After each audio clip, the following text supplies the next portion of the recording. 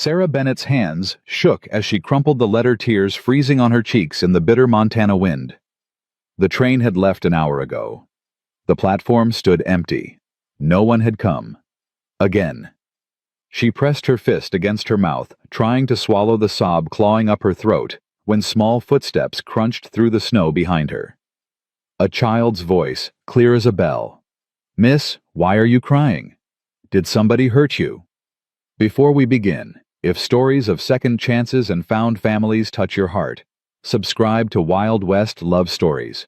Stay until the end to see how Sarah's journey unfolds, and comment below with your city so we can see how far this story travels across the world. Sweetwater Valley, Montana Territory, October 28, 1883. The snow had started at dawn. Small flakes that grew heavier as the morning stretched into afternoon. By the time the 2:15 train pulled into Sweetwater Station, the world had turned white and silent, muffling even the sound of Sarah's breaking heart. She stood on the platform alone. Her carpet bag sat at her feet, packed with everything she owned. 3 dresses, a shawl her mother had woven, a small Bible from the orphanage, and the letters. Always the letters. Promises written in careful script by men who'd sworn they wanted a wife, needed a partner, would build a life together. Until they learned the truth. Sarah pulled the latest letter from her coat pocket. The paper had gone soft from being read too many times, folded and unfolded, until the creases threatened to tear. "Dear Miss Bennett, I have a home ready and waiting. A good life to offer. Come to Sweetwater, and we'll begin again together. Yours in anticipation, Thomas Whitmore."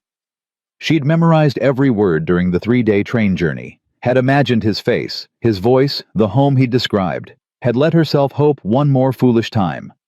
But Thomas Whitmore hadn't come. No wagon waited, no man called her name, only emptiness and the falling snow. From across the street, 2 young ranch hands leaned against the saloon wall watching. One elbowed the other, grinning. "That her?" the taller one said. "Yep, the half-breed mail order. Whitmore changed his mind this morning when Henderson told him about her mama. Smart man." Sarah heard every word. The wind carried voices well across empty spaces. She sat down on the wooden bench, its surface slick with ice, and let her head drop. The humiliation burned worse than the cold. 4 years, 4 engagements, 4 rejections. The first man had been kind about it, at least. Had written a letter explaining that his family wouldn't accept a woman of mixed blood into their home. The second had simply disappeared, leaving her standing in a church with 40 witnesses watching her shame. The third had married her, actually stood at the altar, and said the vows, then left that same night, taking the ring with him. "I can't lie beside a woman with savage blood," he'd said. "It ain't natural." And now Thomas Whitmore, who hadn't even bothered to show his face. Sarah's shoulders began to shake. She'd promised herself she wouldn't cry. Not again. Not in public, where people could see, could whisper, could confirm what they already believed, that she was weak, broken, less than whole. But the tears came anyway, hot against her frozen cheeks. She didn't hear the small footsteps at first. The snow muffled everything. "Miss..." Sarah looked up. A little girl stood 3 feet away, bundled in a coat too large for her small frame. Dark eyes studied Sarah with solemn concern. She couldn't have been more than 4 years old, with black hair peeking from beneath a knitted cap and skin the color of warm honey. "Miss, why are you crying?" Sarah wiped at her face quickly, trying to compose herself. "I'm fine, sweetheart. Just cold." "You're sad." The child stepped closer. "I can tell. Did somebody hurt you?" "No, nobody hurt me." "Then why are the tears?" Sarah's throat tightened. Something about the directness of the question, the genuine worry in those young eyes, cracked something open inside her. "Sometimes people just don't want you," Sarah whispered. "And that hurts worse than anything else." The little girl tilted her head, considering this. "My mama died. People said Papa should give me away because I look like her. He said no." Sarah's breath caught. "I'm glad he did." "Do you have a mama?" "I did, once." "Do you have a papa?" "No." Do you have anybody? Sarah shook her head slowly. The child moved closer still, until she stood directly in front of Sarah. She reached out one small, mittened hand and placed it on Sarah's gloved fingers. "Can you be my mama?" she asked. "I need one, and you need somebody." The world seemed to stop. Sarah stared at this child she'd never met, who'd offered something in 30 seconds that no adult had offered in 28 years: unconditional acceptance. "Sweetheart, Emma." A man's voice cut across the platform. Deep, rough with use, carrying the kind of authority that came from years of giving orders and having them followed. Sarah looked up. He was tall, broad-shouldered, moving toward them with long strides that ate up the snowy ground.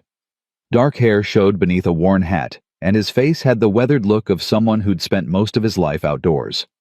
He wore simple work clothes, denim, a heavy coat, boots that had seen better years. His eyes found the child first, then shifted to Sarah.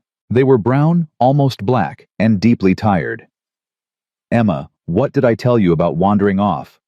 I saw the lady crying, Papa. She needs help."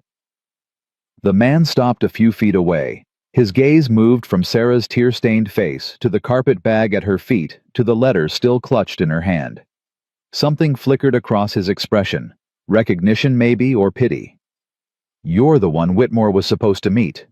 It wasn't a question. Sarah stood brushing snow from her skirt. "Yes, I'm Sarah Bennett." "Daniel Carter." He didn't remove his hat or offer his hand, just nodded once, acknowledging her existence. "Whitmore's not coming." "I gathered that. Found out this morning you're part Lakota. Decided it wasn't going to work." Sarah's jaw tightened. "I see. Most folk around here feel the same way." Daniel's voice was flat, matter-of-fact, delivering the ugly truth without apology. "You'll have a hard time finding lodging. Harder time finding work." "Papa?" Emma tugged at his coat. "She can stay with us." "Emma, please, she doesn't have anybody. We have room."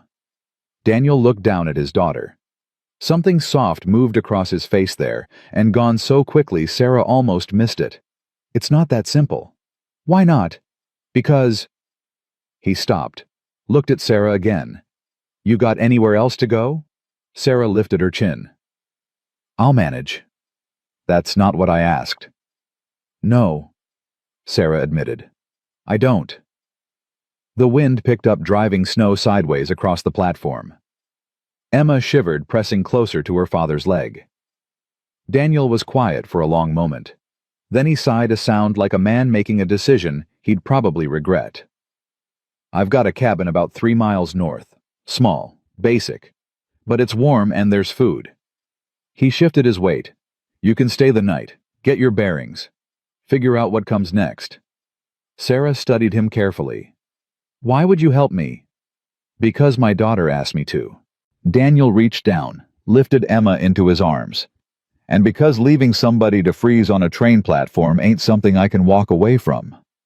"Papa knew what it's like," Emma said softly, her small hand touching Daniel's rough cheek.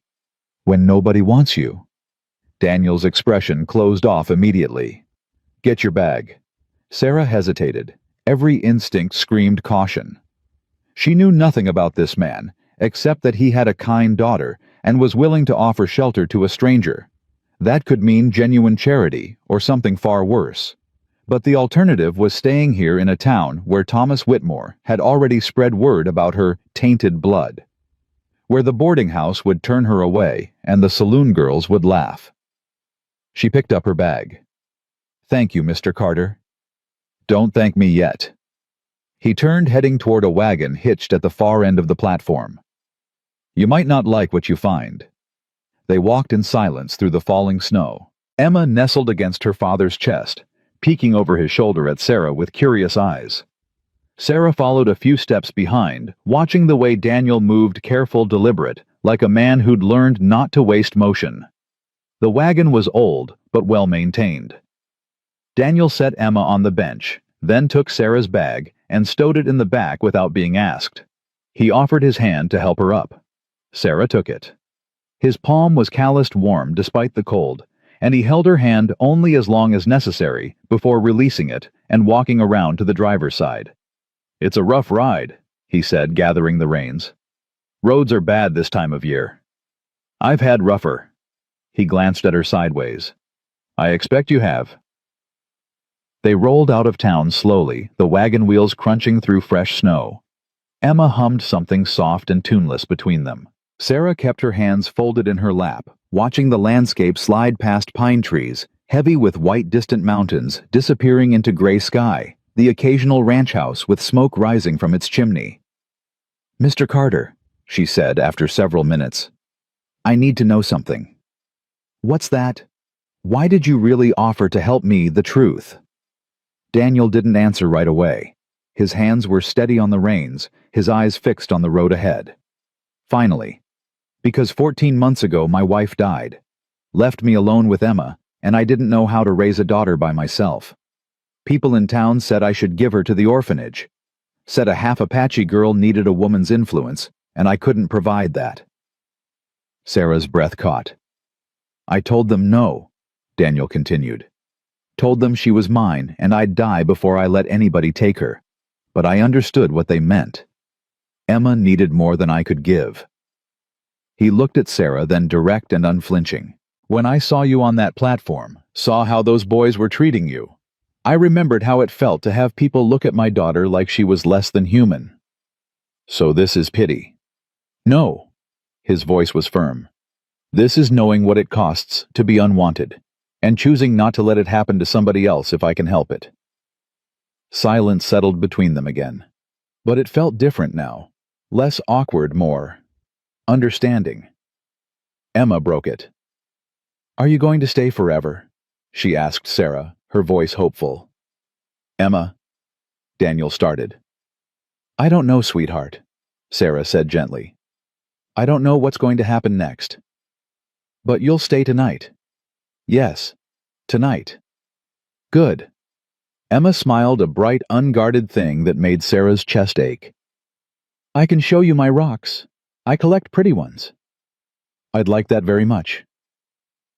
The cabin appeared slowly through the snow, a small structure of rough-hewn logs with a stone chimney and a narrow porch. Smoke rose from the chimney in a steady stream. A barn stood nearby, weathered but solid. Chickens scattered as the wagon approached, squawking their displeasure. Daniel pulled the wagon to a stop and jumped down. He reached up for Emma first, swinging her to the ground, then offered his hand to Sarah again. "Welcome to the Carter Ranch," he said dryly. "Such as it is." Sarah stepped down her boots, sinking into several inches of snow. The cabin looked even smaller up close. One window facing the front shutters painted dark green. A door that hung slightly crooked on its hinges. But smoke meant fire. Fire meant warmth. And warmth was more than she'd had any right to expect today. "Come on," Daniel said, heading toward the door, with Emma running ahead. "Let's get inside before we all freeze." The interior was dim and sparse. One main room with a fireplace taking up most of the far wall, a table with 3 mismatched chairs, a narrow bed against the left side. Hooks on the wall held coats and a few cooking implements. A rocking chair sat near the fire, a basket of mending beside it. It was clean, though. Swept floors, organized shelves, no dishes piled in the wash basin.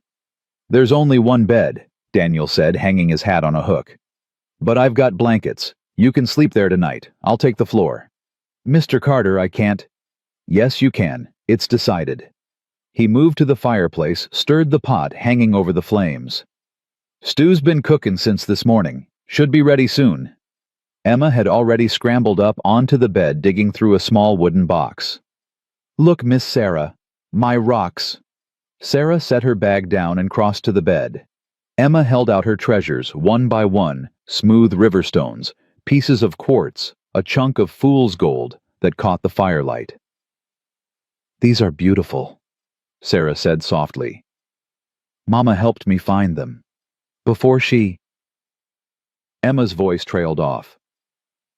"Before she died," Daniel finished quietly. He didn't turn from the fire. "Her name was Kaya. She was White River Apache. Died from fever last winter." Sarah looked at the small shelf above the bed. A beaded dress hung there carefully preserved. Beside it, a pair of moccasins, tiny child-sized. A medicine pouch. "I'm sorry," Sarah said. "People keep saying that." Daniel ladled stew into wooden bowls. "Like words change anything." "They don't. But sometimes they're all we have." He looked at her, then really looked, and something shifted in his expression. "Yeah, I suppose that's true." They ate in near silence. The stew was simple venison potatoes, carrots, but hot and filling. Emma chattered between bites about her chickens, about the fox she'd seen last week, about how her papa had promised to teach her to ride come spring. Sarah listened, answering when appropriate, but mostly just absorbing. The warmth of the fire, the sound of a child's voice, the strange, fragile sense of being inside instead of outside, wanted instead of rejected, even if it was only for one night. After supper, Daniel washed the bowls, while Emma showed Sarah her drawings, rough sketches done with charcoal on scraps of paper. A horse, a bird, a woman with long dark hair. "That's Mama," Emma said softly. "I'm forgetting what she looked like. Papa says that's okay, but it makes me sad." Sarah's throat tightened. "I bet she was beautiful." "She was. Papa cried when she died. He didn't think I saw, but I did." "Emma." Daniel's voice was quiet but firm. "That's enough." "Sorry, Papa." He sighed, drying his hands on a cloth. "It's bedtime, little bird. Go get changed." Emma obeyed without argument, pulling a nightgown from beneath the bed and changing quickly. She climbed under the quilts, then looked at Sarah hopefully. "Will you tell me a story?" "Emma," Daniel started. "Please, just a short one." Sarah glanced at Daniel. He gave a small nod. She sat on the edge of the bed, trying to remember the stories the nuns used to tell at the orphanage. Finally, she settled on one. Her mother, her Lakota mother, the woman she'd never known, but who lived in whispered fragments, would have told. "Once there was a girl who walked between two worlds," Sarah began. "She belonged to neither, but carried pieces of both. The people of the day said she was too dark. The people of the night said she was too light. So she walked alone, searching for a place to rest." Emma's eyes grew heavy halfway through. By the time Sarah finished, the child was asleep, her breathing soft and even. Sarah stood carefully, not wanting to wake her. Daniel was watching from the rocking chair. "That was kind of you." "She's a sweet child." "She is." He stood, gathered blankets from a chest. "You can take the bed. I meant what I said." "Mr. Carter." "Daniel, if you're sleeping in my house, you can use my name." "Daniel," Sarah corrected. "I don't want to put you out." "You're not." He spread the blankets on the floor near the hearth. "I've slept in worse places." Sarah sat on the edge of the bed, suddenly exhausted.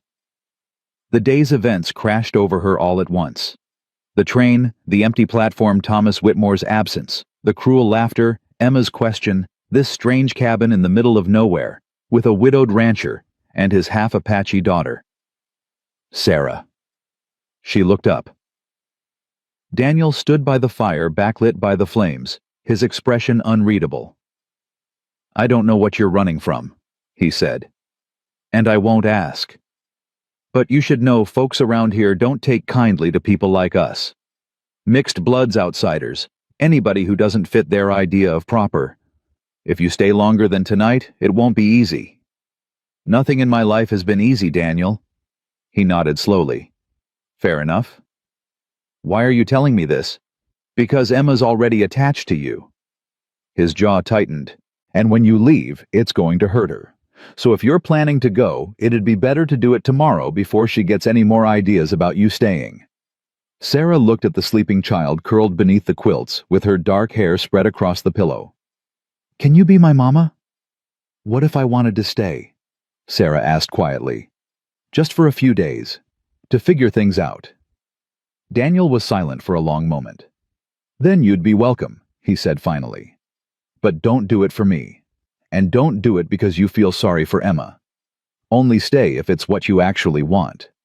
And if I don't know what I want, then I guess you've got a few days to figure it out." He settled onto his makeshift bed, turning his back to give her privacy. Sarah changed into her nightgown behind the cover of the blanket, then slipped beneath the quilts beside Emma. The child shifted in her sleep, instinctively curling closer to Sarah's warmth. Outside, the wind howled. Snow tapped against the window like restless fingers. Inside, the fire crackled low. And for the first time in longer than she could remember, Sarah fell asleep feeling something other than alone. Even if it was only temporary. Even if it was only pretend. Even if tomorrow she'd wake up and have to leave. Tonight, she belonged somewhere, and that was enough. Sarah woke to the sound of an axe biting into wood. The fire had burned down to embers during the night, and pale gray light filtered through the window. Emma still slept beside her, one small hand curled against Sarah's shoulder. Outside, the rhythmic thunk-thunk-thunk continued steady and methodical. She slipped from beneath the quilts carefully, not wanting to wake the child. The floor was cold against her bare feet as she crossed to the window and looked out. Daniel stood in the yard splitting firewood. He'd already cleared a path from the cabin to the barn, snow piled high on either side. His breath came in white clouds, and even from here, she could see the tension in his shoulders, the way he brought the axe down, with more force than necessary. A man working out something he couldn't say aloud. Sarah dressed quickly behind the privacy of a blanket, then added wood to the fire. The flames caught and grew, pushing back the morning cold. She found cornmeal in a tin on the shelf, a jar of preserved berries eggs in a basket near the door. She was mixing batter for Johnny cakes when Daniel came inside, carrying an armload of split wood. He stopped when he saw her at the stove. "You don't have to do that." "I know." Sarah poured batter onto the hot griddle. "But you fed me last night. Seemed only fair to return the favor." Daniel set the wood down by the hearth, brushing bark from his sleeves. "I didn't ask you to stay so you'd cook. I didn't stay so you'd keep chopping wood in the freezing cold, but here we are." The corner of his mouth twitched, almost a smile. "Fair point." He washed his hands in the basin, then poured himself coffee from the pot that had been staying warm by the fire. For a while they worked in companionable silence, Sarah cooking, Daniel setting the table, both of them moving around the small space with the careful awareness of strangers sharing close quarters. Emma woke when the smell of food filled the cabin. She sat up, hair wild around her face, and her eyes found Sarah immediately. "You're still here." "I'm still here." The smile that broke across Emma's face was pure sunlight. Breakfast was simple, but good. They ate together at the small table, Emma chattering about her plans for the day, while Daniel listened with the patience of a man used to a child's endless questions. "Can Miss Sarah help me collect eggs, Papa?" "If she wants to." Emma turned to Sarah hopefully. "Do you want to?" Sarah looked at this little girl who'd asked her to be a mother before even knowing her name, and something warm unfurled in her chest. "I'd love to." After breakfast, Sarah helped Emma into her coat and mittens. The child's excitement was contagious as they trudged through the snow toward the chicken coop, Emma pointing out animal tracks and explaining which hens were friendly and which ones pecked. "That one's Bessie, she's mean, and that's Clover. She's my favorite because she lets me pet her. And that one's Papa's favorite, but he won't say so because he says chickens aren't for petting, they're for eggs." Sarah laughed, the sound surprising even herself. "Does your Papa pet Bessie when you're not looking?" "Sometimes. I've seen him." Emma giggled, then stopped suddenly, looking up at Sarah with those solemn dark eyes. "Do you like it here?" The question landed heavier than it should have. "I like you," Sarah said carefully. "And your Papa's been very kind." "But do you like it enough to stay?" Sarah knelt in the snow, bringing herself eye level with the child. "Emma, sweetheart, I can't just stay. Your Papa has a life here, and I'd be intruding." "But Papa said you could stay a few days." "A few days isn't forever." Emma's lip trembled. "Why not?" "Because—" Sarah struggled for words a 4-year-old would understand. "Because people can't just move into other people's homes. It doesn't work that way." "Mama did." Papa said she just showed up one day by the river and never left. Sarah's throat tightened. That was different. Why? Because your papa loved your mama. He could love you too. The innocence of it nearly broke Sarah's heart. Oh, sweetheart, it's not that simple. But Emma had already moved on, distracted by a chicken that had escaped the coop. She chased after it, laughing, and the moment passed. They collected eggs together, Emma explaining the proper way to reach under a hen without getting pecked. Sarah listened, letting the child's voice wash over her, trying not to think about how easy it would be to pretend this was her life. This cabin, this child, this quiet morning routine. When they returned inside, Daniel was repairing a harness at the table. He looked up as they entered, snowflakes melting in Emma's hair. How many eggs? 7, Emma announced proudly. And Miss Sarah only got pecked once. That's better than I do most mornings. Sarah set the basket down, flexing her sore hand. Bessie has strong feelings about strangers. Bessie has strong feelings about everyone. Daniel set aside the harness. Emma, go wash up. Your hands are filthy. Emma obeyed, skipping toward the wash basin while humming under her breath. Daniel stood crossing to where Sarah stood by the door. Up close, she could see the fine lines around his eyes, the silver starting to thread through his dark hair at the temples. He couldn't have been more than 35, but he carried himself like someone much older. She's getting attached, he said quietly. I can see it happening. I know. If you're planning to leave tomorrow, you should tell her tonight. Give her time to prepare. Sarah met his gaze. What if I'm not planning to leave tomorrow? Something flickered in his expression. Then what are you planning? I don't know yet. Sarah pulled off her mittens, fingers still stinging from the cold. But I need to figure out what comes next. Whether I try another town, look for work, write to the orphanage, and ask them to take me back. The orphanage. Where I grew up. The nuns said I'd always have a place there if I needed it. Teaching the younger girls, helping in the kitchen. She tried to keep her voice steady. It's not much of a life, but it's something.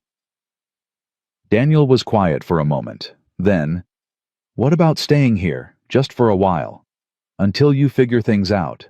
Sarah's breath caught. Daniel. Not as a wife, he added quickly.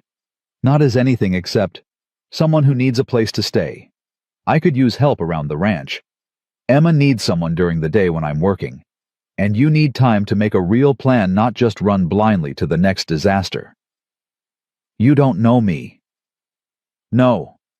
But I know what it's like to be desperate and alone. And I know Emma lights up when you're around in a way she hasn't since Kaya died. His jaw tightened. I'm not asking for forever. Just a few weeks. Maybe a month. Give yourself time to breathe. Sarah wanted to say no. Wanted to protect herself from the inevitable hurt when this temporary arrangement ended, and she had to leave anyway. But the alternative was going back out into the cold, into towns where Thomas Whitmore had probably already spread word about the half-breed mail-order bride who'd been rejected. Into a world that had made it abundantly clear she didn't belong. A month, she said finally. And I earn my keep. I won't be Charity. You cook like you did this morning and keep Emma from getting herself killed, you'll earn it twice over. They shook hands. His palm was warm and calloused, his grip firm, but not crushing. Thank you, Daniel. Don't thank me yet. You haven't survived a Montana winter here. The first week passed in a strange, fragile rhythm. Sarah woke early, made breakfast, helped Emma with her chores. Daniel worked outside, mending fences, checking traps, caring for the horses. They ate lunch together, usually in silence, while Emma filled the quiet with stories. Afternoons, Sarah taught Emma her letters using charcoal and old newspapers. Or they baked bread, or Sarah mended clothes while the child played with her rocks. Evenings were harder. That's when the cabin felt smallest, when they were all three together with nowhere to hide. Daniel would sit by the fire working on some repair or another. Sarah would sew. Emma would drift between them like a bridge, asking questions, telling stories, trying to weave them into something that resembled a family. On the 8th night, Sarah was stitching a tear in one of Daniel's shirts when Emma climbed into her lap. Miss Sarah. When you were little, did you have a mama? Sarah's hands stilled on the fabric. Daniel looked up from the saddle he was oiling. I did, Sarah said carefully. For a little while.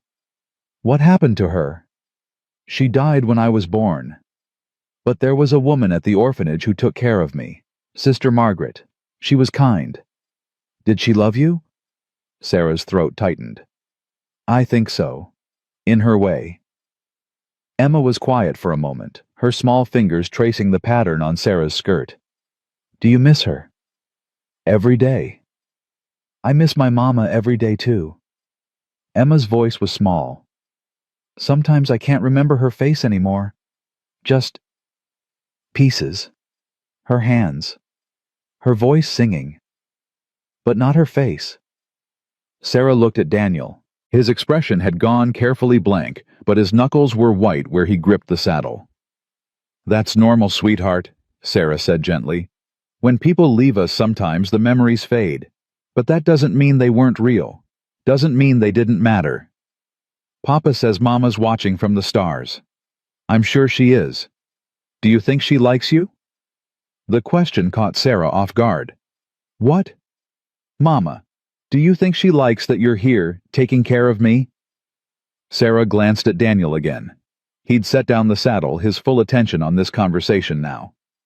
I think, Sarah said slowly, that your mama would want you to be happy and safe. And if having me here helps with that, then yes, I think she'd be glad. Emma nodded, satisfied. She yawned, nestling deeper into Sarah's arms. Will you tell me another story? About the girl who walked between two worlds? Sarah had been telling that story in pieces all week, adding new chapters each night.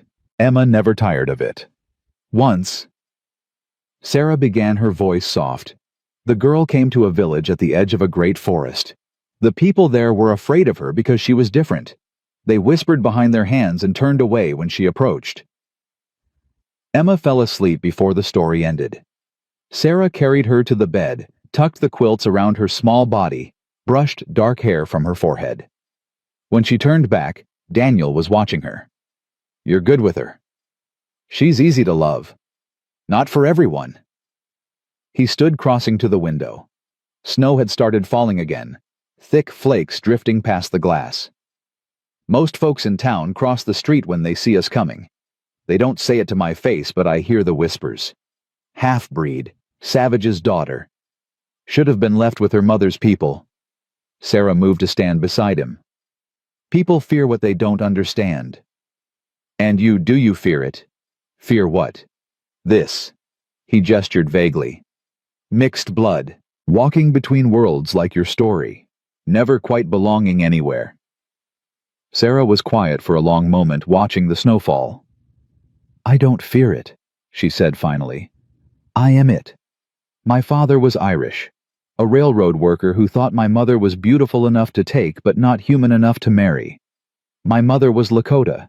She died bringing me into this world, and I've spent every day since trying to figure out where I fit. Daniel turned to look at her. Did you ever figure it out? No, but I stopped apologizing for it. Something shifted in his expression. Understanding, maybe, or recognition. Kaya used to say the same thing, he said quietly. That she wouldn't apologize for who she was, wouldn't make herself smaller to make other people comfortable. He smiled, sad and distant. First time we met, I was half dead from a bullet wound, bleeding out by the river.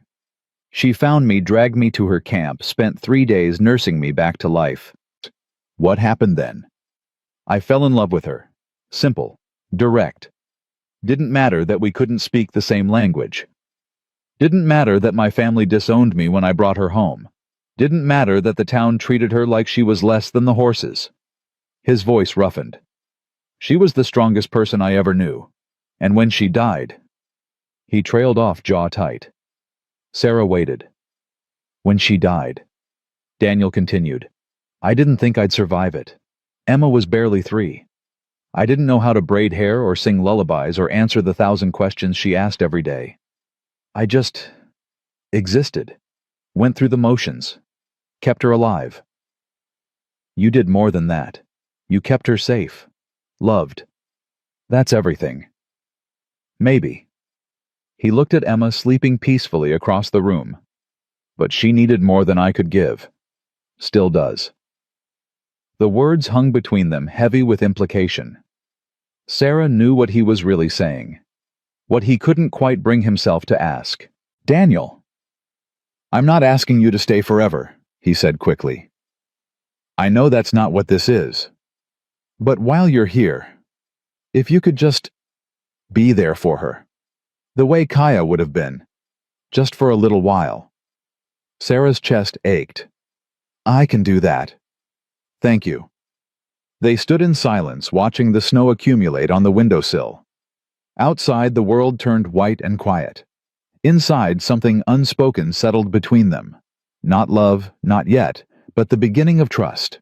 The beginning of something that might, given time, become more. But neither of them said it aloud. On the 10th day, Emma woke with a fever. Sarah noticed first. The child had been quieter than usual at breakfast, picking at her food, and when Sarah touched her forehead, the heat nearly burned. Daniel? He was at her side instantly, his hand replacing Sarah's on Emma's brow.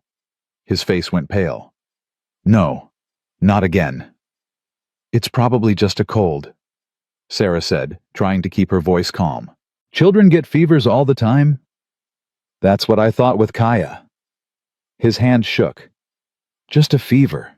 Just a chill. And then... Emma whimpered, curling into a ball.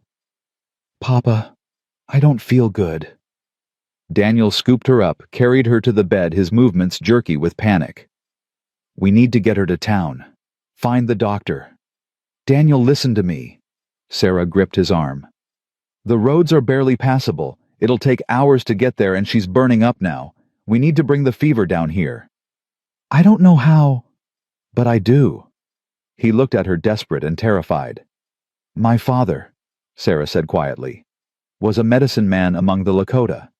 Before he died, he taught the nuns at the orphanage. They taught me. She moved to her bag, pulled out bundles of dried herbs she'd brought from the last town. I can help her, Daniel, but you need to trust me. If she dies, she won't. Sarah met his gaze, steady and sure. I won't let her. For a moment, he just stared at her. Then he nodded once sharp. Tell me what you need. Sarah worked quickly. She boiled water, steeped willow bark, and yarrow, crushed feverfew into a paste. Daniel followed her instructions without question, fetching cold water from the well-tearing cloth into strips holding his daughter, while Sarah coaxed bitter tea past her lips. Emma cried, fighting the medicine, but Sarah was patient and persistent. I know it tastes awful, sweetheart, but it'll help. I promise. I want Mama. Emma sobbed. Daniel's face crumpled. I know, little bird. I know. Hours passed. The fever climbed higher. Emma's skin burned, her breathing turned shallow, and Daniel paced like a caged animal, hands clenching and unclenching. This isn't working, he said roughly. We should have gone to town. The fever has to peak before it breaks. This is normal. Normal? She's on fire. Daniel? Sarah caught his hands, forced him to look at her. I know you're scared, but panicking won't help her. I need you to stay calm. Can you do that? He took a shuddering breath. Nodded. Good. Now go get more cold water. We need to keep the compresses fresh. He obeyed, grateful for something to do. Sarah sat beside Emma, wiping her face with a cool cloth, singing softly in Lakota songs. She barely remembered words her mother's people would have sung, melodies that lived in her blood even when she couldn't recall where she'd learned them. Sometime past midnight, Emma's eyes fluttered open. Miss Sarah. I'm here, sweetheart. Are you my mama now? Sarah's vision blurred. Do you want me to be? Yes. Emma's voice was barely a whisper. Please. Then yes, I'm your mama now. Emma smiled, then drifted back to sleep. Daniel had heard everything. He stood in the doorway, water bucket forgotten in his hands, staring at Sarah with an expression she couldn't quite read. "You didn't have to say that." "I know. She'll hold you to it." "I know that too." He set down the bucket, crossed to the bed, knelt beside Sarah. Up close she could see the exhaustion in his face, the fear he'd been carrying for hours. "If she lives," he said hoarsely, "I owe you everything." "You owe me nothing. I'm just doing what any mother would do." His breath hitched. "Sarah." Emma stirred between them, her skin finally cooling. The fever had broken. Sarah checked her pulse, her breathing the color returning to her cheeks. "She's going to be fine," Sarah whispered. Daniel's head dropped, his shoulders shaking. He didn't make a sound, but Sarah saw the tears fall. She reached out, rested her hand on his shoulder. He covered it with his own and held on. They stayed like that until dawn. Two people who'd been strangers 10 days ago, now bound together by a sleeping child, and a promise neither had meant to make. But promises, Sarah thought, had a way of becoming real, whether you planned them or not. Emma recovered slowly over the next 3 days. Her appetite returned in small increments: broth first, then soft bread, finally asking for bacon at breakfast, with the demanding tone of a child who knew she'd been sick enough to get away with anything. Sarah stayed close, watching for any sign the fever might return. Daniel hovered even closer, checking Emma's forehead every hour, until the child swatted his hand away with an exasperated sigh. "Papa, I'm fine. Miss Sarah fixed me." "I know she did, little bird." "Then stop worrying so much. You're making me nervous." Sarah hid her smile behind her hand. Daniel caught it anyway, his expression softening in a way she'd never seen before. On the 4th day after the fever broke, Emma declared herself well enough to go outside. Sarah bundled her in extra layers while Daniel stood watch like a sentinel, ready to veto the whole plan if his daughter so much as coughed. "She needs fresh air," Sarah said quietly. "Being cooped up is making her restless." "She nearly died 4 days ago. And now she's better. You can't keep her wrapped in cotton forever." He opened his mouth to argue, then closed it again. "Fine. But only for an hour. And if she looks tired, we'll come straight back. I promise." They went to check the traps Daniel had set near the tree line. Emma chattered the entire way, pointing out animal tracks in the snow, asking questions Sarah only half knew how to answer. "Why do rabbits hop instead of walk? I suppose their legs are built that way. But why? I don't know, sweetheart. Maybe they just prefer it." Emma considered this seriously. "I think if I was a rabbit, I'd hop everywhere too. It looks fun." She demonstrated bouncing through the snow until she lost her balance and tumbled into a drift. Sarah's heart stopped, but Emma just laughed, brushing snow from her face. "I'm okay. See, I'm not even cold." Sarah helped her up anyway, checking her over with hands that shook slightly. "Please be careful. You sound like Papa." "Your papa's a smart man." Emma grinned. "Are you going to marry him?" The question landed like a stone in still water. "What makes you ask that?" "Because you act like Mama did. Taking care of me. Taking care of him. And he looks at you the way he used to look at her." Sarah's throat went tight. "Emma, I wouldn't mind. If you did marry him, I mean. Then you'd really be my mama forever, not just pretend." "Sweetheart, it's not that simple." "Why not? You like him. He likes you. I like both of you. That's simple." Out of the mouths of children, Sarah thought. Grown-up feelings are more complicated. They don't have to be. Before Sarah could respond, Emma spotted something in the snow and ran ahead. Sarah followed, her mind spinning. Did Daniel look at her differently? She'd noticed him watching sometimes when he thought she wasn't paying attention.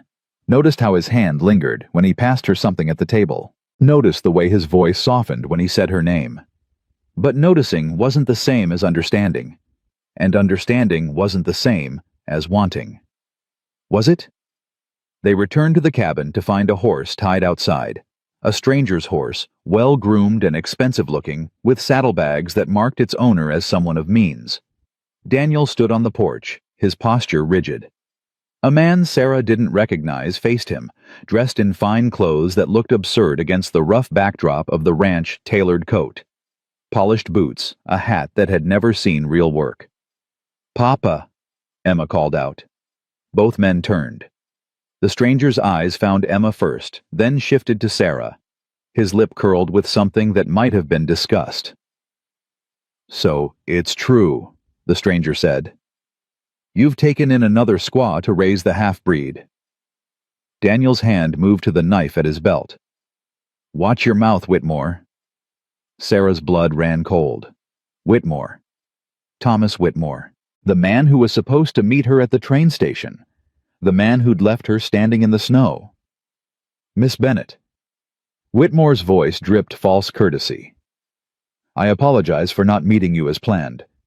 When I learned of your heritage, I thought it best to avoid any unpleasantness."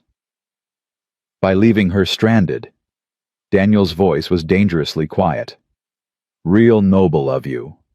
I saved us both considerable embarrassment. A woman of mixed blood has no place in polite society. Surely you understand that better than anyone, Carter. Get off my land." "In a moment. First, I thought Miss Bennet should know that her arrival caused quite a stir in town. People are talking. Wondering why the half-breed mail-order bride is living out here with a widower and his Indian child. The speculation is unflattering." Sarah found her voice. "What people speculate is none of my concern." "Perhaps it should be. Reputation matters, Miss Bennet, especially for women in your position." His smile was cold. "Then again, perhaps you're used to being talked about. I did some research after receiving your initial letter. 4 broken engagements, 3 different towns, always the same story, men who thought they could overlook your bloodline until they actually had to live with it." "That's enough," Daniel said. "Is it I'm simply trying to help Miss Bennet understand reality. She's a curiosity here, Carter, an oddity. People will tolerate her as long as she keeps her place, but the moment she tries to claim more, tries to become part of this community, tries to marry, tries to pretend she belongs, they'll turn on her the same way they turned on your wife." The words hung in the air like poison. Daniel moved so fast, Sarah almost missed it. One moment he was on the porch, the next he had Whitmore by the collar, slamming him against the hitching post hard enough to rattle his teeth. "You want to talk about my wife?" Daniel's voice was barely human. "You want to explain to me how a woman who never hurt anyone ended up beaten and left to die in the snow while I was gone? How the good Christian folk of Sweetwater stood by and let it happen because she was Apache?" Whitmore struggled against his grip. "I had nothing to do with that. But you didn't stop it either. None of you did." Daniel shoved him toward his horse. "Get out, and if I see you on my land again, I won't be so polite." Whitmore straightened his coat, trying to salvage his dignity. He mounted his horse with jerky movements, then looked down at Sarah. "You could have had a good life, Miss Bennet, a real home, but you chose this." He gestured at the cabin with contempt. "I hope it's worth the shame." He rode off before anyone could respond. Emma pressed against Sarah's side, trembling.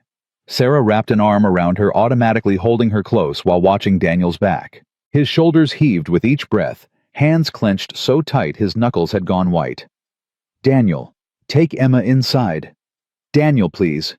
Inside, now." Sarah obeyed, guiding Emma through the door.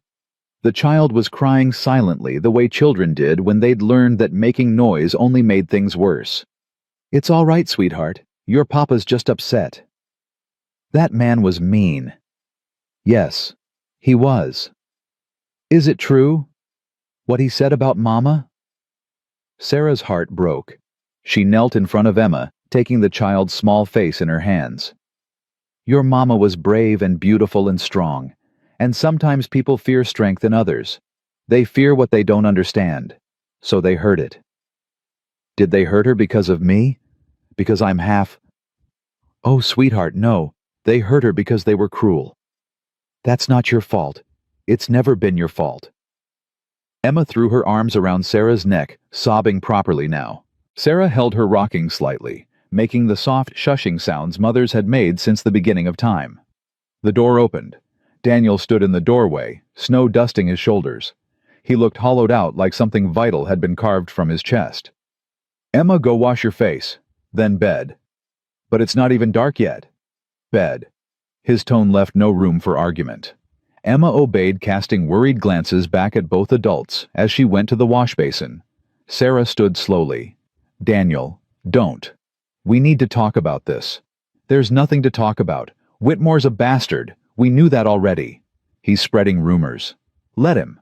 "Daniel, this affects Emma. It affects you, and whether you like it or not, it affects me too. If people think, what, that you're my mistress, my housekeeper, my next Indian wife." His laugh was bitter. "People will think what they want regardless of the truth. That's what they do. So we just let them. What choice do we have? Ride into town and explain that you're here because my daughter asked you to stay, that we're not sleeping together. We're just two broken people trying to survive the winter." They won't believe it. They don't want to believe it. Sarah flinched. "Is that what we are? Just broken people surviving?" He finally looked at her. Really looked at her. And the pain in his eyes nearly undid her. "I don't know what we are, Sarah. I know Emma loves you. I know you saved her life. I know I'm grateful you're here." He dragged a hand through his hair. "But Whitmore's right about one thing. You deserve better than this. Better than being whispered about. Better than being associated with a man whose wife was murdered by his neighbors. That's not... It is. You want the whole ugly truth, fine." He moved to the window, staring out at the gathering darkness. "I went into town for supplies. Took me 3 days. When I came back, the door was open. Snow everywhere. Kaya was lying in the yard. They'd dragged her outside, beaten her. Someone said she'd been stealing from the general store. Someone else said she'd cursed a child who got sick. All lies. All excuses to do what they'd wanted to do from the beginning, get rid of the Indian woman corrupting Daniel Carter's soul." Sarah's hand went to her mouth. "Emma was hiding under the table." Daniel continued, his voice flat. 3 years old. Watching through the window while her mother died. She didn't speak for 2 months after. Just stared. Like the words had died with Kaya. Oh God. Daniel, I buried Kaya beneath the cedar tree. Told myself I'd keep Emma safe no matter what. That I'd never let anyone hurt her the way they hurt her mother. He turned to face Sarah. And then you showed up. And Emma smiled again. Started talking again. Started hoping again. And I let it happen because I was selfish enough to want that for her. There's nothing selfish about wanting your daughter to be happy. There is when it puts a target on your back. His eyes were fierce. Whitmore came here to warn you, to scare you off before you get too comfortable. Because if you stay, if you become part of our lives, they'll do to you what they did to Kaya. And I can't... His voice cracked. I can't bury another woman I care about. I won't. The admission hung between them. Sarah crossed to him slowly. He didn't move as she approached, didn't flinch when she reached up to touch his face. I'm not Kaya, she said quietly. And I'm not some fragile thing that'll break the first time someone's cruel. I've survived 28 years of cruelty, Daniel. I know how to endure. You shouldn't have to. Neither should you. Neither should Emma. But here we are. She let her hand drop. You asked me to stay, to help with Emma, to give myself time to figure out what comes next.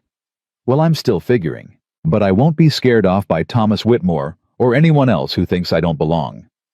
Sarah, I'm not done. She took a breath, steadying herself. You want to know what I am, what we are. I don't have an answer. All I know is that for the first time in my entire life, I wake up in the morning and don't feel alone.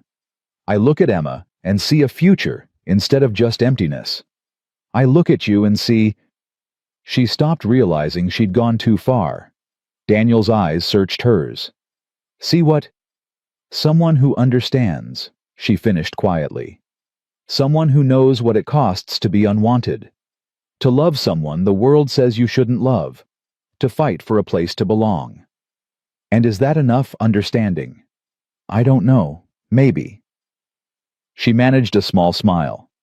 Ask me again in a month. He almost smiled back. Almost.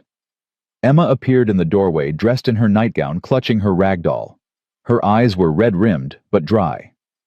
Are you leaving? She asked Sarah. No, sweetheart. I'm not leaving. Promise? Sarah glanced at Daniel. He gave the smallest nod. I promise.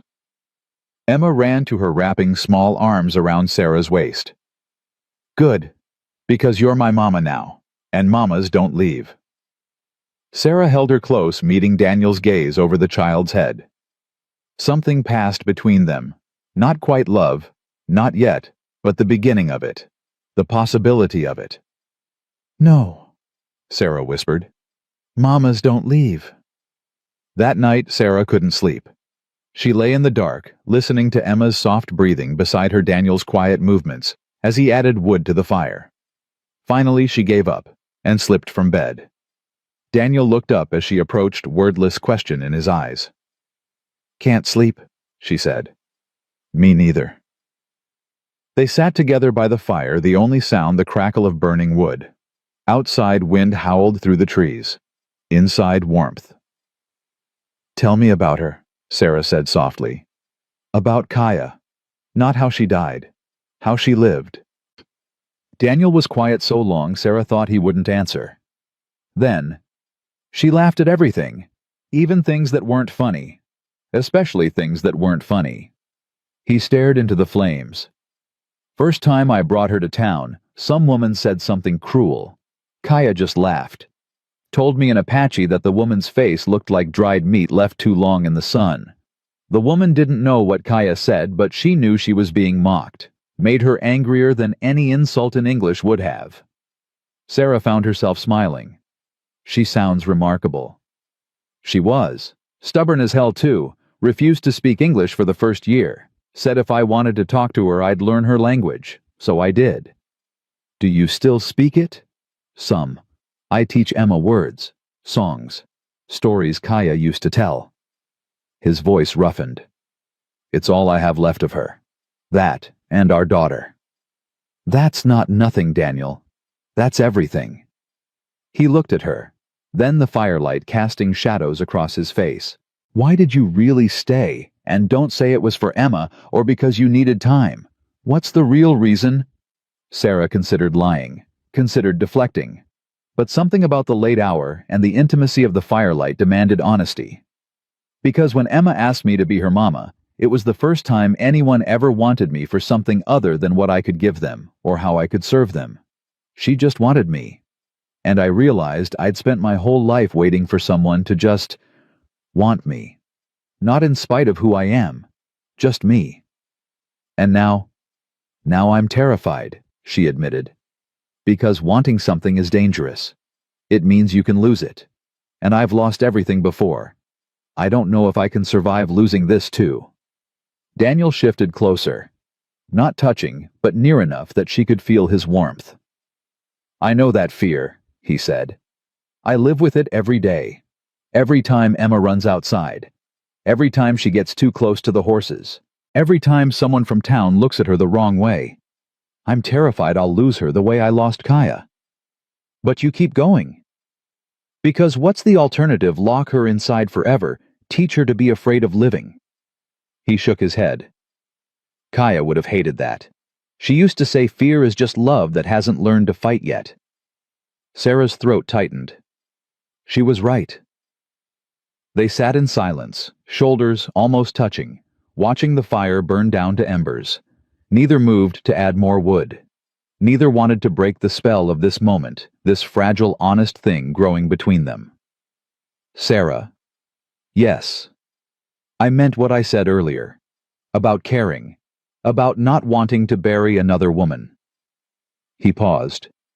But I need you to know that if you stay, it won't just be for Emma. It'll be for me too. And I don't know if that's fair to ask. Her heart hammered against her ribs. "What are you asking, Daniel?" "I'm asking if there's a chance that this us could be more than just two people surviving together, more than just convenience or necessity." He finally looked at her. "I'm asking if you feel it too." She did. God help her, she did. "Yes," she whispered. "I feel it." "And does that terrify you?" "Absolutely." He smiled then, a real smile that softened the hard edges of his face. "Good. I'd be worried if it didn't." Sarah found herself smiling back. "So what do we do now?" "I don't know. Take it slow. See where it goes. Try not to let fear make our decisions." "That sounds reasonable." Kaya would have laughed at how reasonable we're being. She believed in diving in head first and figuring it out later. "And you... what do you believe?" Daniel reached out slowly, giving her time to pull away. When she didn't, his calloused hand covered hers. "I believe some things are worth the risk," he said quietly. "And I believe you're one of them." Sarah's eyes burned. She laced her fingers through his, holding on like he was the only solid thing in a spinning world. "I believe that too." They stayed like that until the fire died completely, hands joined, neither speaking, both understanding that something had shifted, something that couldn't be taken back. When Sarah finally returned to bed, Emma stirred. "Mama," the word still caught Sarah off guard, still made her chest tight. "I'm here, sweetheart. Go back to sleep." "Were you talking to Papa?" "Yes." "Is he happy now?" Sarah thought about Daniel's smile, the way his hand had felt in hers, the possibility stretching out before them like unmarked snow. "I think he might be." Emma snuggled closer. "Good. You make him happy, like Mama used to." Sarah kissed the top of her head, breathing in the child's sweet scent. "Sleep now." But long after Emma's breathing evened out, Sarah lay awake, staring at the ceiling, terrified and hopeful, and more alive than she'd felt in years. Across the room, Daniel sat in the rocking chair watching over both of them, and for the first time since Kaya died, he let himself imagine a future that didn't hurt. Morning came with unexpected warmth. The sun broke through the clouds for the first time in weeks, turning the snow-covered valley into something that almost looked welcoming. Sarah woke to Emma's excited squeals and the smell of coffee already brewing. "Mama, look! The sun came out. Can we go outside? Please?" Sarah sat up, rubbing sleep from her eyes. Daniel stood at the stove cooking eggs, and he glanced over his shoulder with something soft in his expression. "Morning?" "Morning." Sarah's cheeks warmed at the memory of last night. His hand in hers. The words they'd spoken. The possibility hanging between them like held breath. Emma bounced on the bed. "Papa said if you said yes, we could walk to the creek. He's going to teach me to skip stones." "Did he now?" "I did." Daniel confirmed. "Figured we could all use some air. Unless you'd rather stay inside and rest." Sarah recognized the offer for what it was, a chance to retreat, to pretend last night hadn't happened, to keep things simple and safe. She stood reaching for her shawl. "I'd love to see Emma skip stones." Daniel's smile was small, but genuine. "Good." They ate breakfast together, Emma chattering about all the things she planned to do now that the sun was finally shining. Sarah and Daniel exchanged glances across the table, neither quite able to look away for long. After breakfast, they bundled into coats and scarves. Emma ran ahead, leaving small footprints in the fresh snow, while Sarah and Daniel walked side by side. "She's happy," Daniel said quietly. "She is. I haven't seen her this happy since before Kaya died." Sarah glanced at him. "Does that bother you?" "No." He was quiet for a moment. "Maybe a little. Not because I begrudge her happiness, but because it reminds me how much she lost. How much we both lost.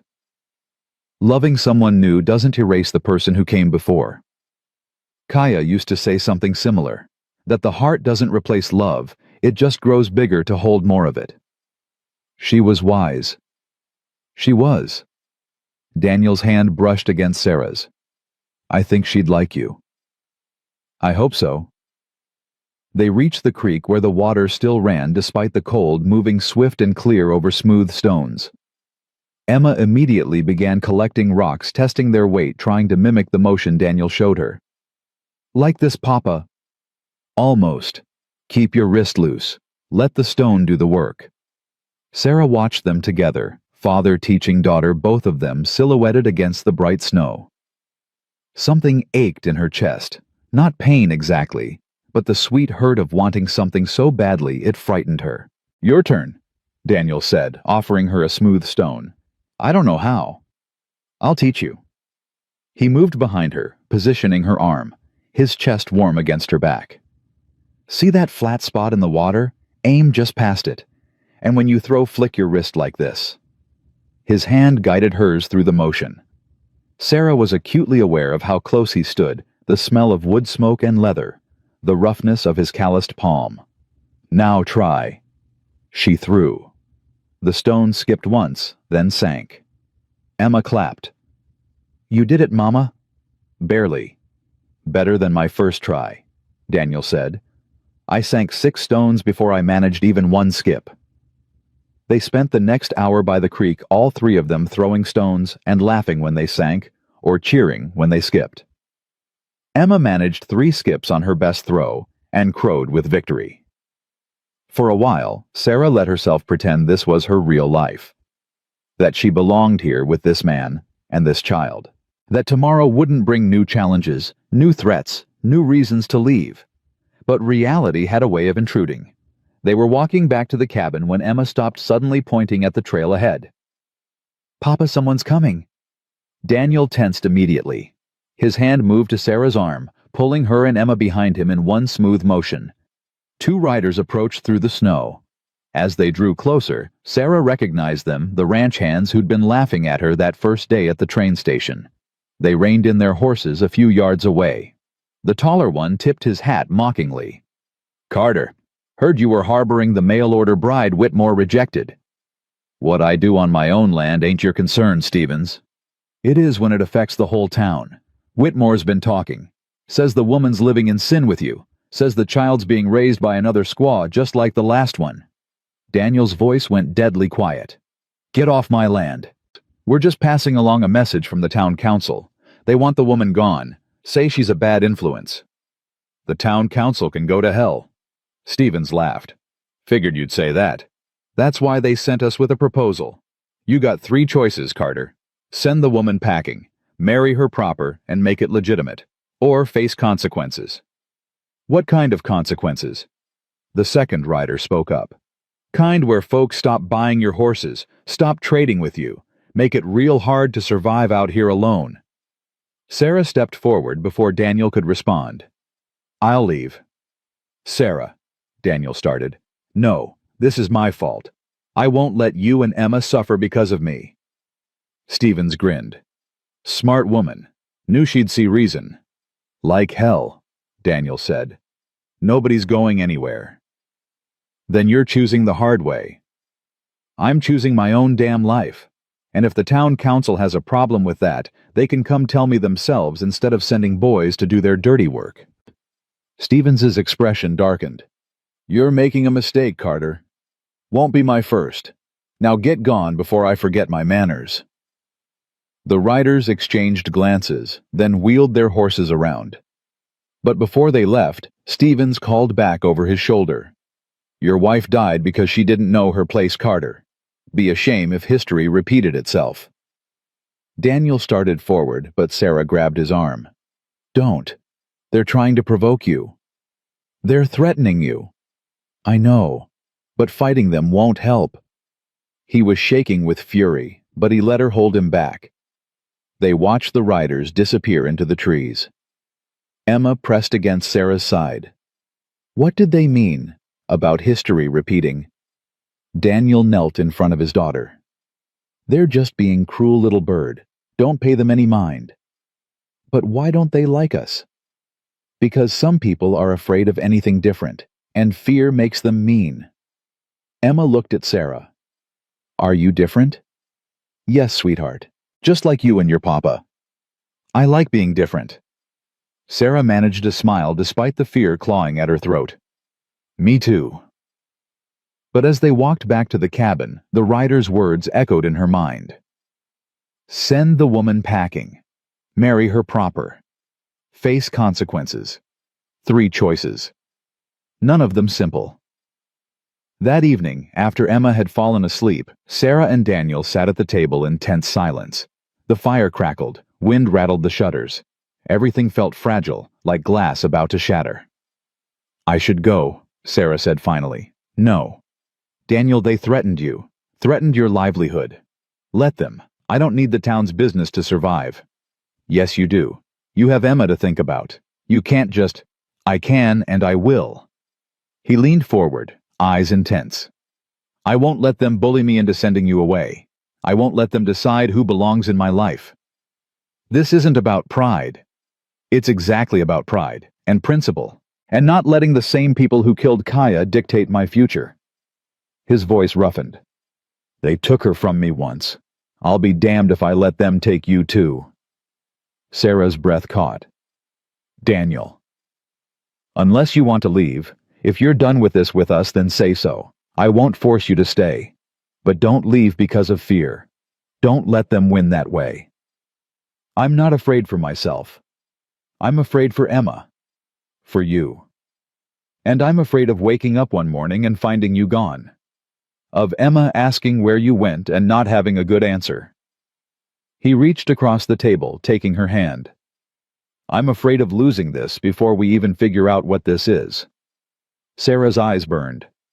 What are we doing, Daniel, really? I don't know. But I know I care about you. Know I want you here. Know that when I think about the future now, you're in it. That's not enough to build a life on. Isn't it Kaya and I started with less? We couldn't even speak the same language. But we had caring, had wanting, had choosing each other every day, even when it was hard. And look what happened to her. The words hung brutal and honest between them. Daniel flinched, but didn't let go of her hand.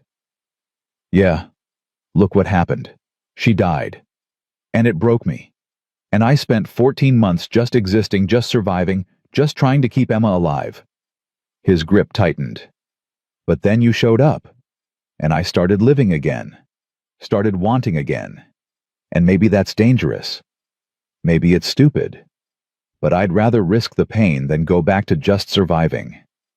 Tears spilled down Sarah's cheeks. I'm scared. So am I. What if they hurt you? Hurt Emma? What if they don't?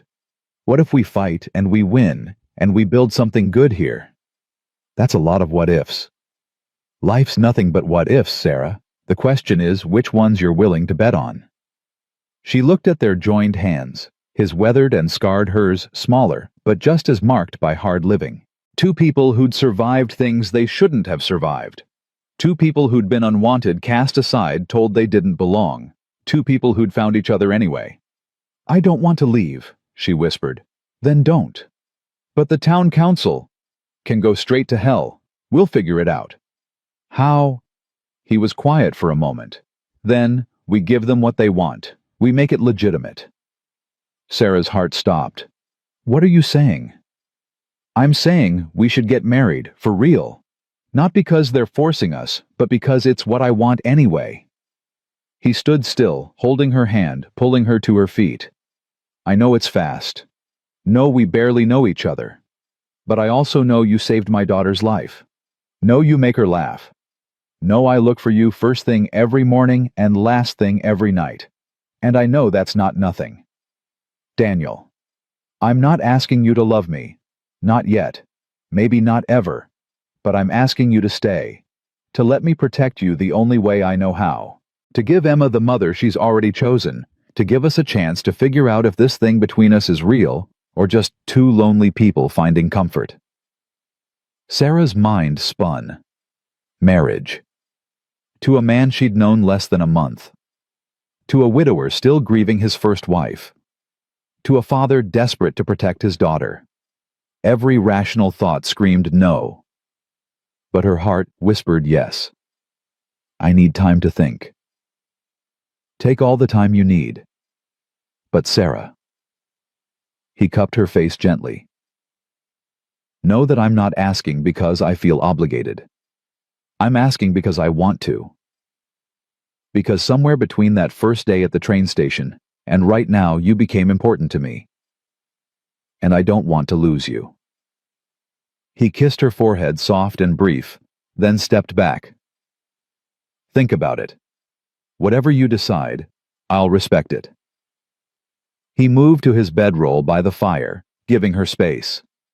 Sarah stood frozen, hand pressed to where his lips had touched her skin, feeling like the world had tilted sideways. Marriage, to Daniel Carter.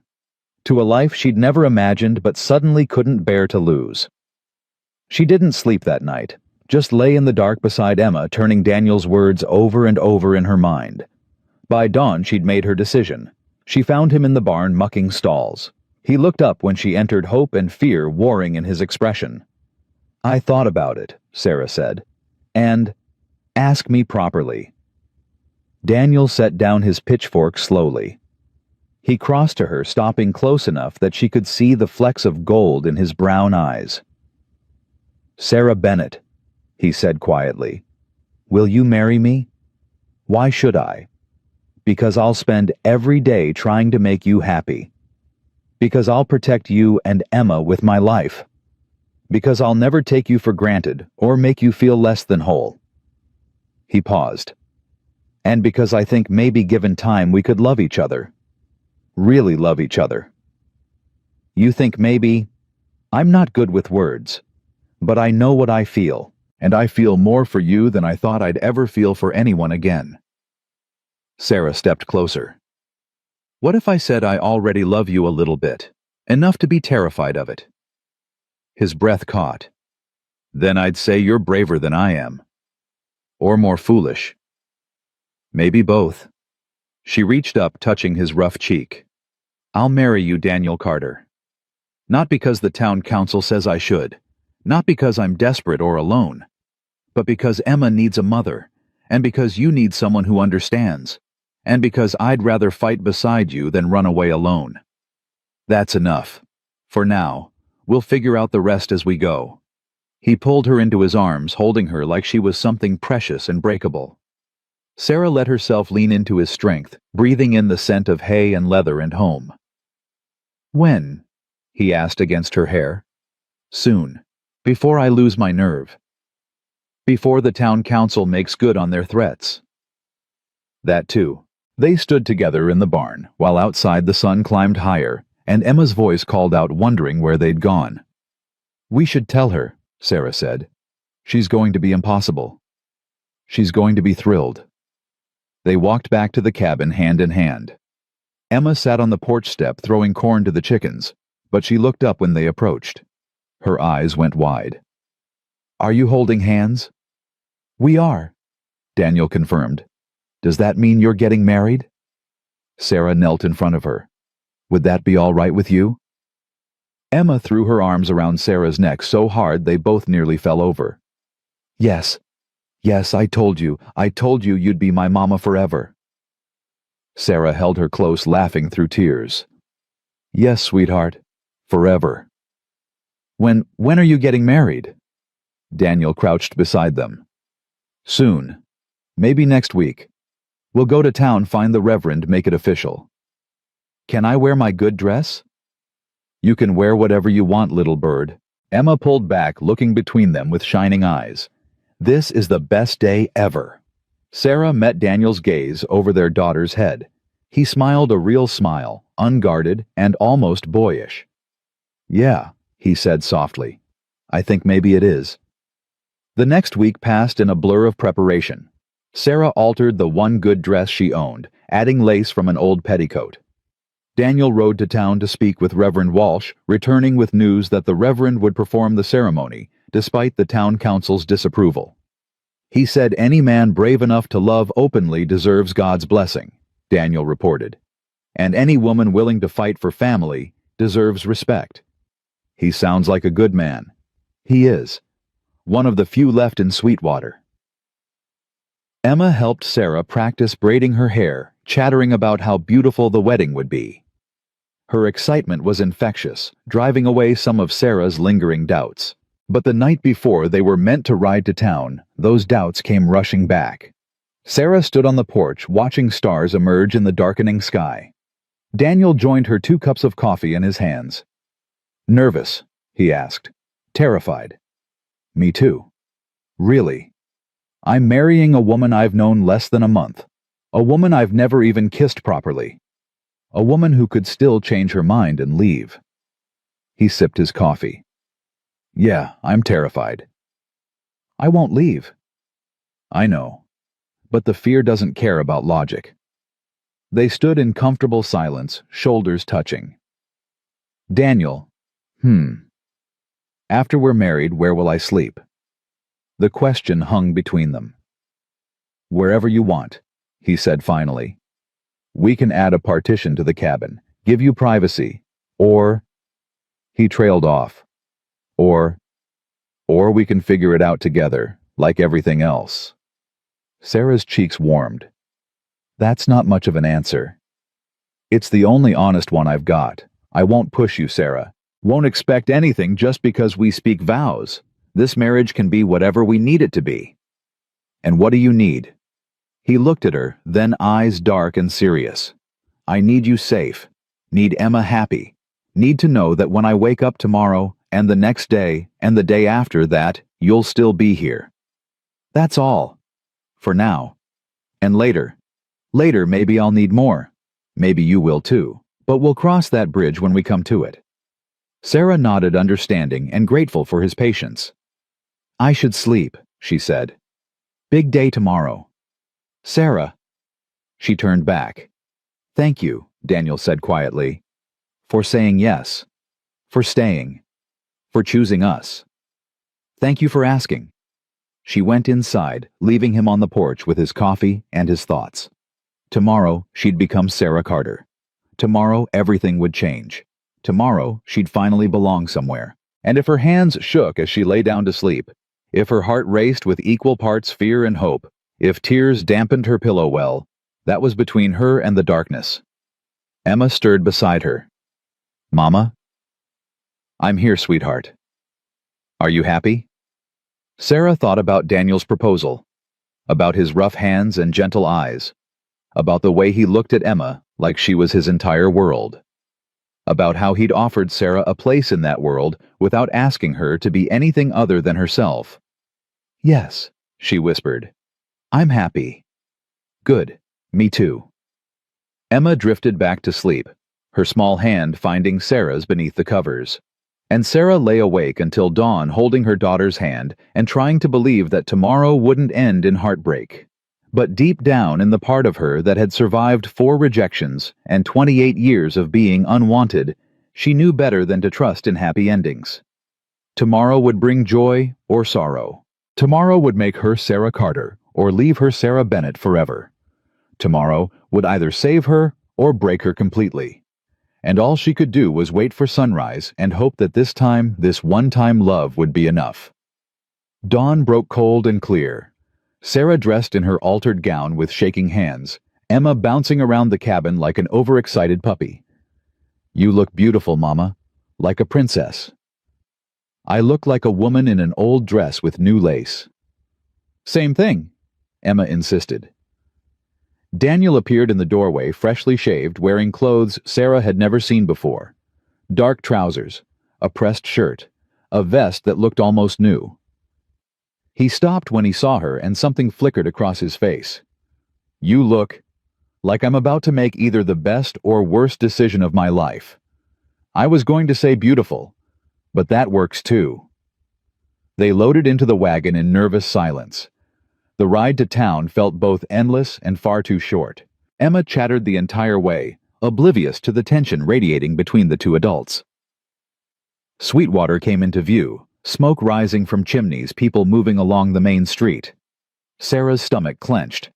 "We don't have to do this," Daniel said quietly. "If you want to turn around—" "No, I'm not running anymore." He reached over, squeezed her hand once, then released it. They pulled up outside the small church at the edge of town. Reverend Walsh waited on the steps, a kind-faced man in his 60s, with white hair and gentle eyes. "Mr. Carter, Miss Bennett, and young Emma." He smiled. "Are we ready?" "As we'll ever be," Daniel said. They were halfway up the church steps when Thomas Whitmore appeared, flanked by two men Sarah recognized from the town council. Her heart sank. "Carter, I'm afraid I can't let you do this." Daniel's jaw tightened. "You don't have a say in it, Whitmore. The town council does. And we've voted. The woman can't stay in Sweetwater. Not as your wife. Not as anything." "This is a house of God," Reverend Walsh said firmly. "You have no authority here." "We have authority everywhere. And if you perform this ceremony, Reverend, you'll be performing your last one in this town." Emma pressed against Sarah's side. Sarah wrapped an arm around her, fighting the urge to run. "Why?" Daniel's voice was dangerously quiet. "Why does it matter so damn much what I do, who I marry, how I raise my daughter?" Whitmore's lip curled. "Because you flaunt your choices in our faces. First the Apache woman, now this half-breed. You show our children that mixing blood is acceptable, that defying God's natural order is something to celebrate." "God's natural order?" Daniel laughed bitterly. "You don't know a damn thing about God. I know he doesn't approve of—" "You know what, I don't care." Daniel stepped forward, and Whitmore actually backed up. "I don't care what you approve of. Don't care what the town council thinks. Don't care if you run me out of business or burn down my cabin or do whatever the hell else you're threatening. I'm marrying this woman, today, now, and there's not a damn thing you can do to stop me." "Daniel," Sarah started. "No." He turned to her. "I'm done letting them win. Done letting fear make my choices. Kaya died because I wasn't there to protect her. But I'm here now, and I'll be damned if I let them take you too." Whitmore's face reddened. "You're making a mistake." "The only mistake I made was caring what people like you think." Daniel took Sarah's hand. "Reverend Walsh, if you're still willing, I'd like to marry this woman." The Reverend smiled. "Nothing would give me greater pleasure." They turned toward the church, but Whitmore grabbed Daniel's arm. "You take one more step, Carter, and I'll make sure you never sell another horse in this territory. I'll spread word that you're harboring criminals. I'll have the law come sniffing around your property looking for violations. I'll make your life hell." Daniel pulled his arm free. "You already did that when you let Kaya die. Nothing you do now can hurt worse than that." He led Sarah up the steps. Emma followed, and Reverend Walsh ushered them inside. The church was small and cold sunlight filtering through simple windows. No flowers, no music, no guests, just the four of them and God. "This isn't how I imagined my wedding," Sarah whispered. "Me neither." Daniel managed a small smile. "Better or worse? Ask me after." Reverend Walsh took his place at the simple altar. "Shall we begin?" They stood facing each other, hands joined, while Emma bounced excitedly beside them, and the Reverend opened his worn Bible. "Dearly beloved, we are gathered here in the sight of God to join this man and this woman in holy matrimony. Marriage is not to be entered into, lightly but reverently, soberly, and in the knowledge that love is the greatest of all gifts." Sarah's hands trembled. Daniel's grip steadied them. "Do you, Daniel Carter, take this woman to be your lawfully wedded wife, to have and to hold from this day forward, for better or worse, for richer or poorer, in sickness and in health, until death do you part?" "I do." His voice was clear and certain.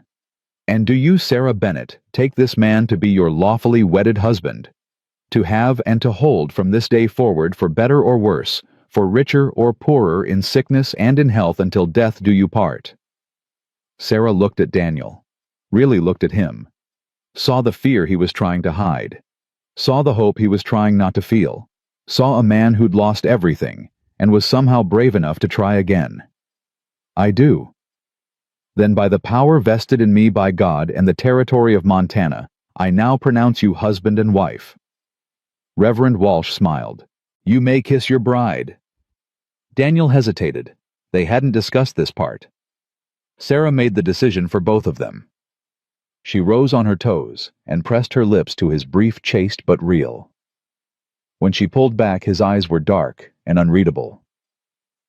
"Hello, husband," she whispered. "Hello, wife." Emma shrieked with joy, throwing her arms around both of them. "You did it. You're married. You're really married." Reverend Walsh chuckled. "Congratulations to all three of you. May God bless your family." They signed the marriage certificate.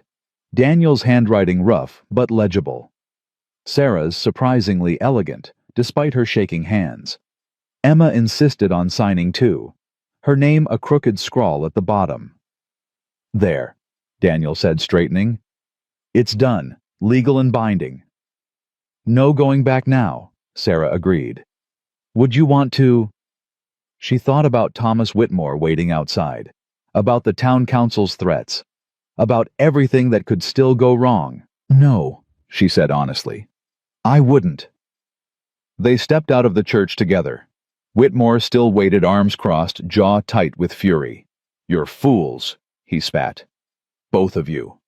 "Maybe," Daniel said. "But we're married fools, and that's all that matters."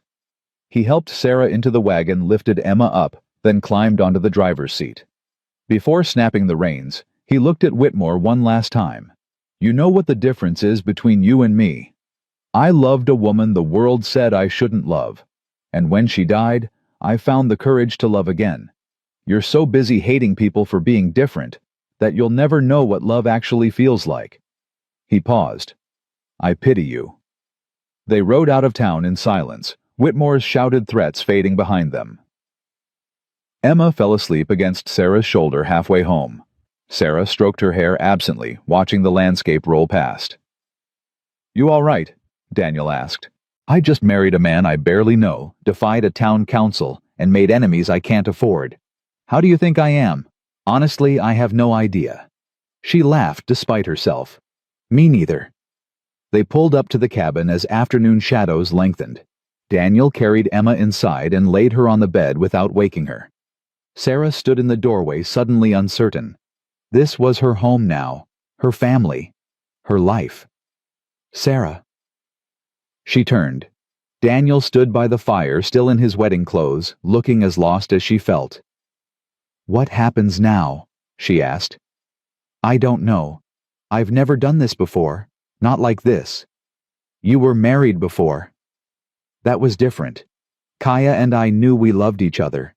This—" He gestured between them. "This is messier, complicated. Are you regretting it already?" "No. Are you?" "I don't think so, but I'm terrified."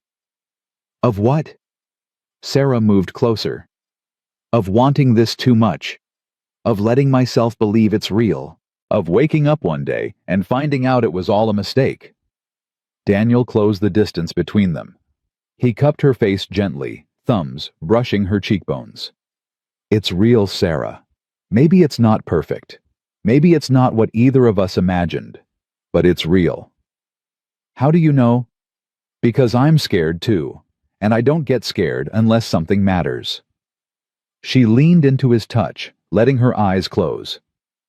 "What do we do now?" "We figure it out, one day at a time." That's simple. Nothing about this is simple. But we keep showing up, keep choosing each other, keep trying. Sarah opened her eyes. "I can do that." "Yeah. Yeah." He kissed her, then longer than in the church, deeper, with more promise. Sarah kissed him back, tasting coffee and hope, and the beginning of something neither of them fully understood yet. When they broke apart, both breathing harder, Daniel rested his forehead against hers. "Welcome home, Mrs. Carter." "Thank you, Mr. Carter." Emma stirred on the bed, yawned, sat up, rubbing her eyes. "Are you kissing?" Sarah's cheeks flamed. "We're married now, sweetheart. Married people kiss." "Good. Papa needs more kissing. He's been too serious for too long." Daniel laughed, the sound rusty but genuine. "Well, I've got a wife now. Maybe she'll help with that." "I'll do my best," Sarah said dryly. They spent the evening like any other, making supper, cleaning up Emma, chattering about the wedding. But everything felt different now. Every brush of hands, every shared glance, every moment of comfortable silence. After Emma went to bed, Sarah and Daniel sat by the fire. Neither spoke for a long time. "I should tell you something," Daniel said finally. Sarah's stomach clenched. "What?" "When Kaya died, I promised myself I'd never let anyone that close again. Never give someone the power to destroy me the way her death did." He stared into the flames. "But then, you showed up. And Emma loved you. And I started thinking, maybe it was possible. To love again. To risk again. And now I'm realizing I already love you. Just a little. Enough to be terrified of losing you." Sarah's breath caught. "Daniel, I know it's too soon.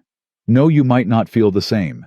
But I needed you to know that this isn't just practical for me. Isn't just about giving Emma a mother or protecting you from the town council. This is about me wanting a life with you." Tears blurred Sarah's vision. "I love you too. I think I started loving you the day you offered me shelter. When you could have left me in the cold, but chose kindness instead." He turned to face her fully. Yeah. So what now? Now we live. We love. We fight for this family." She took his hand.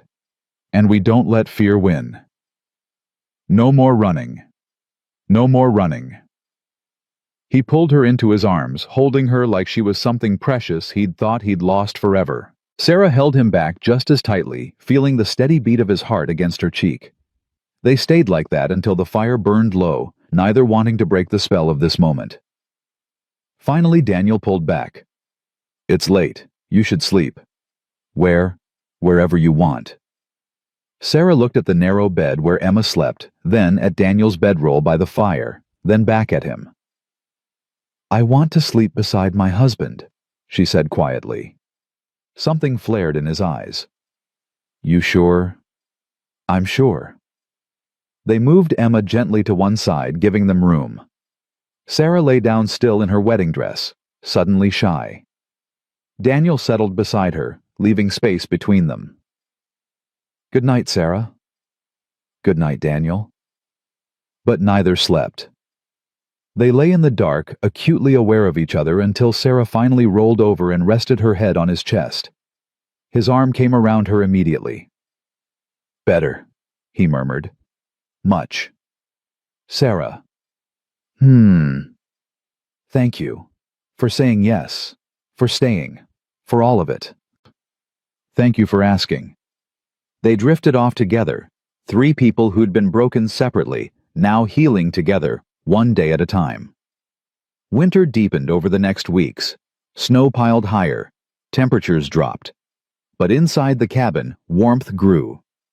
Sarah learned Daniel's rhythms the way he woke before dawn, how he checked Emma's forehead every morning out of habit, the small smile he tried to hide when Sarah sang while cooking. Daniel learned Sarah's the nightmares that woke her gasping the way she touched her wedding ring like a talisman, how she needed Emma's laughter the way other people needed air. Emma learned both of them, how Papa's shoulders relaxed when Mama was near, how Mama's face lit up when Papa smiled, how they were building something new from broken pieces. One night, 6 weeks after the wedding, Sarah woke to find Daniel sitting by the window. "Can't sleep?" she asked softly. "Thinking. About how different things are now. How different I am." Sarah wrapped a shawl around her shoulders and joined him. "Different how?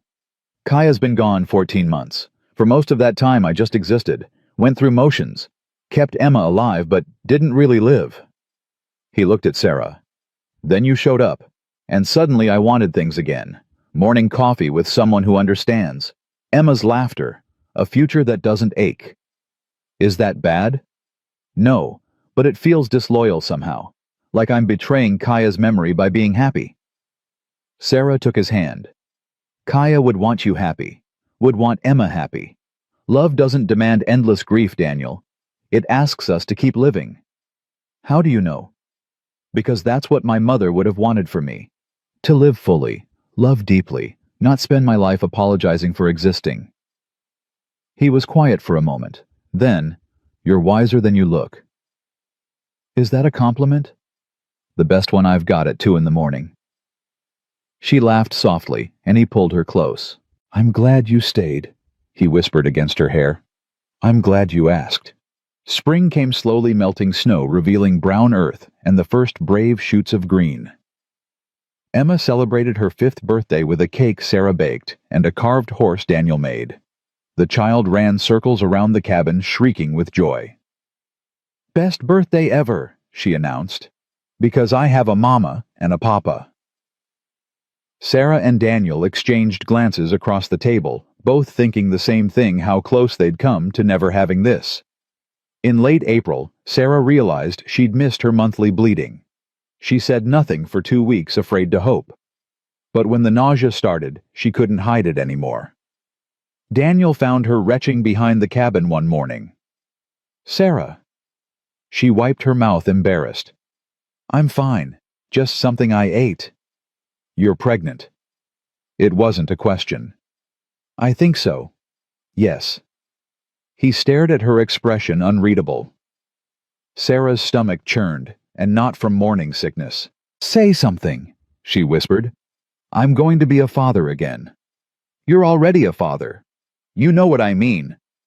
He crossed to her, pulled her upright, searched her face. "Are you all right?" "Scared, happy?" "All of it. Everything all at once." A smile broke across his face, slow and genuine and filled with wonder. "We're having a baby. We're having a baby." He kissed her, then deep, and claiming one hand splayed protectively over her still flat stomach. Emma found them like that, and immediately understood. "Am I getting a brother or sister?" "One or the other, little bird." "Finally, I've been waiting forever." Sarah laughed through happy tears. "You've known us 5 months." "That's forever when you're 5. The baby came in January, a boy with dark hair and his father's eyes. They named him James after Daniel's father, with the middle name Dakota Lakota, for friend to everyone. Emma held her brother with careful reverence, whispering promises to always protect him. Sarah watched her family, her husband, her daughter, her son, and felt something settle deep in her chest. Something that had been restless and aching her entire life, finally going quiet. "You all right?" Daniel asked, sitting beside her on the bed. "I'm home," she said simply. "Yeah, you are." That summer, the town council sent word that they were revoking their sanctions. Reverend Walsh had led a campaign reminding people that Christian charity meant accepting all of God's children.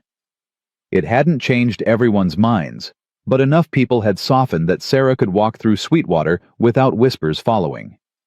Some people still crossed the street, some still muttered, but some slowly, carefully started nodding hello. Emma made friends with the blacksmith's daughter. Daniel's horse business grew. Sarah started teaching children their letters on sunny afternoons.